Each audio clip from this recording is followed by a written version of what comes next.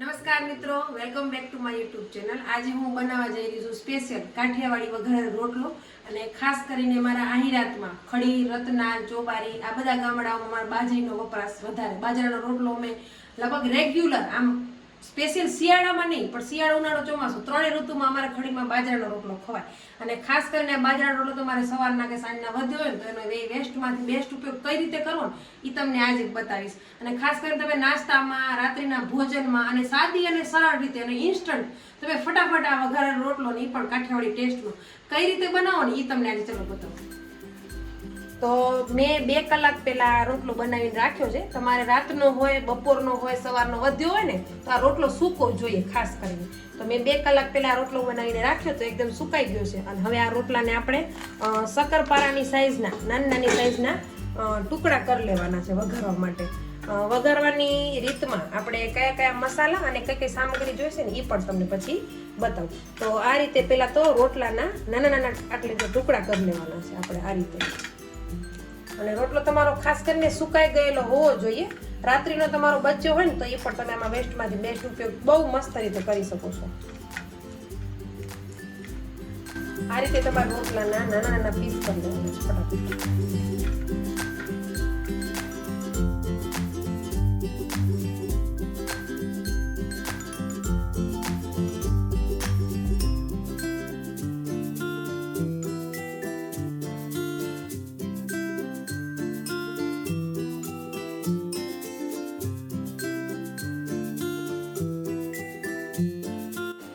રોટલાના આપણે નાના ટુકડા કરી લીધા છે. આ રોટલાનો ખાસ કરીને ધ્યાન રાખવાનું, તમારે ભૂકો નથી કરવાનો, આવા નાના ટુકડા કરવાના છે.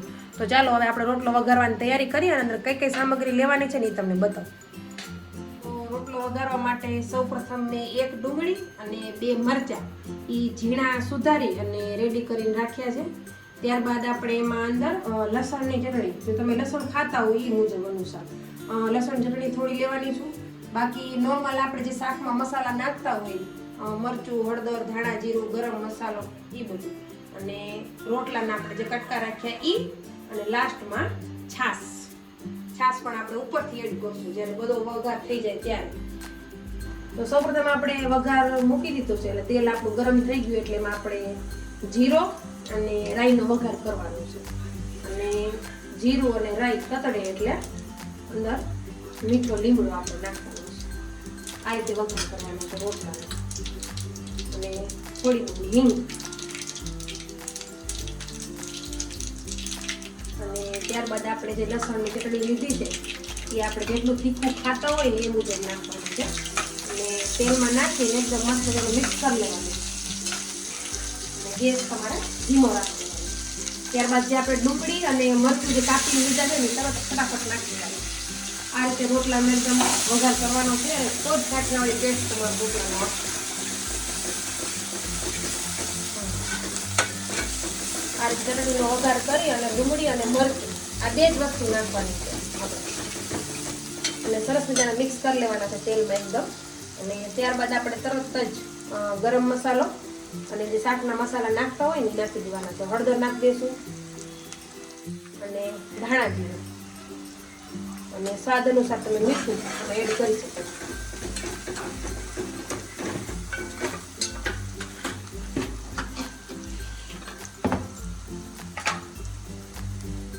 આ તમારું સ્વાદ અનુસાર મીઠું. રોટલામાં આપણે નોર્મલ મીઠું હશે જ્યારે બનાવ્યું હશે ત્યારે, એટલે આમાં એ મુજબ મીઠું નાખવાનું આપણે. હવે સરસ મજાના બધા મસાલા નાખી એકદમ મિક્સ કરી અને આ ડુંગળીને રાંધવા આપણે અડધી વાટકી જેવું જ પાણી નાખવાનું, વધારે પાણી નથી નાખવાનું. કેમ કે આપણે 1 જ ડુંગળી અને 2 મરચાં લીધા હતા તો એ રંધાય ને એટલું જ માપ અનુસાર આમાં પાણી નાખવાનું.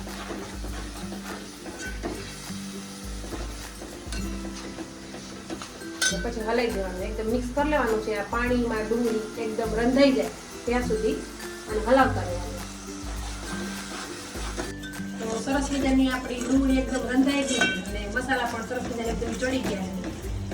હવે આપણે જે રોટલાના ટુકડા કર્યા છે ને એ આપણે નાખી દેવાના. હવે એડ કરવાના, વઘાર થઈ જાય.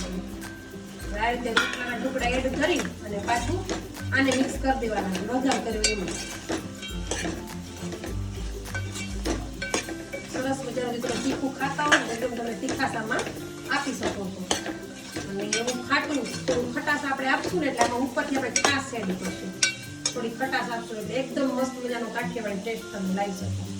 આ રીતે જો આપણે છાશ ઉપરથી હવે એડ કરવાની છે. જ્યારે તમે વઘારમાં રોટલો નાખો અને સરસ મજાનું મિક્સ થઈ જાય એટલે છાશ નાખી અને પછી આ રીતે એકદમ હલાવતા જવાનું છે. ગેસને એકદમ ફૂલ કરી નાખો અને હલાવો એટલે સરસ એકદમ મસ્ત મજાનો કાઠિયાવાડી ટેસ્ટ આ રોટલામાં તમે લઈ શકો છો. આ રોટલામાં આપણે જે ઉપરથી છાશ એડ કરીએ ને એ તમારે આ રોટલાને જેટલું ઢીલું રાખવું હોય ને એ મુજબ તમે છાશ એડ કરી શકો. બહુ ઘાટું અને એટલું તમારે ઢીલું ના રાખવું હોય ને તમે એ મુજબ છાશ નાખો. મારે થોડું બહુ ઢીલું રાખવાનું છે એટલે મેં એ મુજબ આમાં છાશ એડ કરી છે. અને સરસ મજાનો હવે ગેસ ફૂલ રાખ્યો છે એટલે એકદમ આ છાશ એકદમ ઉકળી અને રોટલો એકદમ આમાં સોફ્ટ બની જશે અને ખરેખર એકદમ કાઠિયાવાડી ટેસ્ટ આમાં આવશે. જો હવે આપણો રોટલો અને છાશ એકદમ સરસ મજાના ભળી ગયા છે ને આ રીતે એકદમ ઉકાળી લેવાનું છે. જેમ કઢીમાં આપણે ઉભરો આવે ને એ રીતે આમાં પણ ઉભરો લાવવાનો છે આપણે. અને સરસ મજાનો જુઓ આપણે રોટલો અને છાશ એકદમ ઘાટો રસો અને એકદમ સોફ્ટ અંદર રોટલાના જે પીસ નાખ્યા છે ને બહુ મસ્ત મજાના જો. તો આપણો રોટલો રેડી છે અને હવે આપણે લીલા ધાણા મસ્ત કટિંગ કરી નાખ્યા છે ઉપર આપણે આ રીતે નાખી દેવાનું. મસ્ત મજાના એકદમ કાઠિયાવાડી ટેસ્ટી રોટલો. તો ચલો આપણો રોટલો રેડી છે. હવે આપણે ડીશમાં લઈ લઈએ.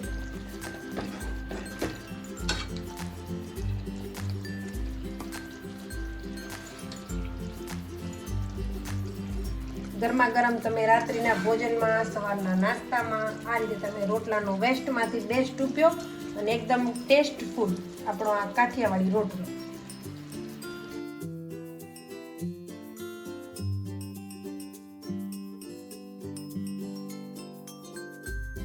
ખાસ કરીને અમારા આહિરાત માટે આ સ્પેશિયલ કાઠિયાવાડી વઘારેલો રોટલો ખાસ કરીને તમે આને સવારના નાસ્તામાં અને રાત્રિના ભોજનમાં સ્પેશિયલ તમે ફટાફટ સરળ અને સાદી રીતે બનાવી શકો છો અને વેસ્ટમાંથી બેસ્ટ તમે આ રોટલાનો બહુ સારી રીતે ઉપયોગ કરી શકો છો.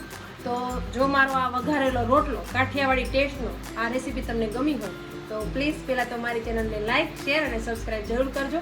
અને એક વખત જરૂરથી આ વઘારેલો રોટલો તમે ટ્રાય કરજો અને કમેન્ટ કરજો કે ખરેખર આ તમારો રોટલો વઘારેલો ટેસ્ટ કેવું આવ્યો. પાયલાઈના જય શ્રી કૃષ્ણ.